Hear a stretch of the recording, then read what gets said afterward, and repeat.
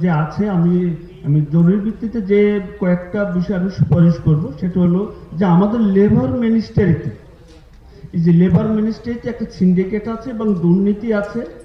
এই লেবার মিনিস্ট্রিতে যাতে উনি যে সংস্কারটা চালায় এবং এইটা চালানো একটা খুবই জরুরি হয়ে গেছে।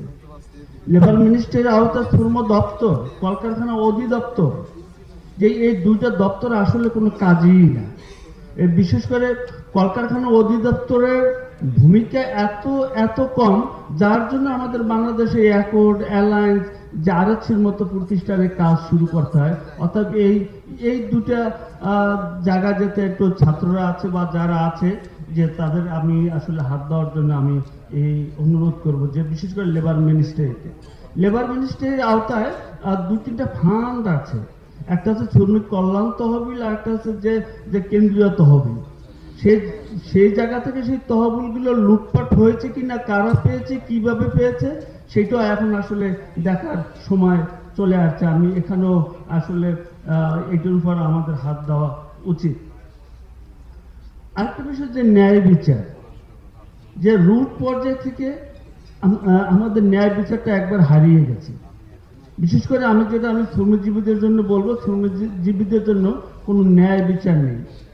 আমাদের যে লেবার কোডগুলো আছে, সেই কোডগুলোতে এখনই একটু যদি হাত দেওয়া হয় বা একটু নজর দেওয়া হয়, তাহলে এখান থেকে হাজার হাজার শ্রমিক শ্রেণী আমরা মানে উপকৃত হব।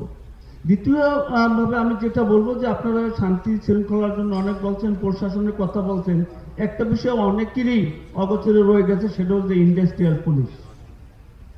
যে এই ইন্ডাস্ট্রিয়াল পুলিশ যখন তৈরি করে, তখন আমাদের সবারই আশা ছিল যে মনে হয় যে এই ইন্ডাস্ট্রিয়াল পুলিশ শ্রমজীবীদের জন্য অথবা মালিকদের জন্য একটা উপকারে আসবে।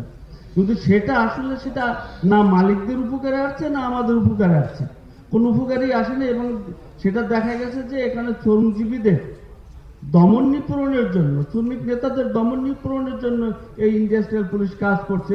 এবং এটা মানে আমাদের কাছ থেকে অনেকবারই আসছে, এই ইন্ডাস্ট্রিয়াল পুলিশের কোনো কাজ নেই, এবং এটা ভেঙে দেওয়ার জন্য আমরা বিশেষ করে আমাদের সংগঠন থেকে আমরা আহ্বান জানাচ্ছি। আমি অভিবাসী শ্রমিকদের কথা বলবো, যে তারা যখন দেশে ফিরে তাদেরকে এয়ারপোর্টে নানান হয়রানির শিকার হতে হয়। তারা যে চ্যানেলে বিদেশে যায়, তাদের নানান পথে তাদের সাথে প্রতারণা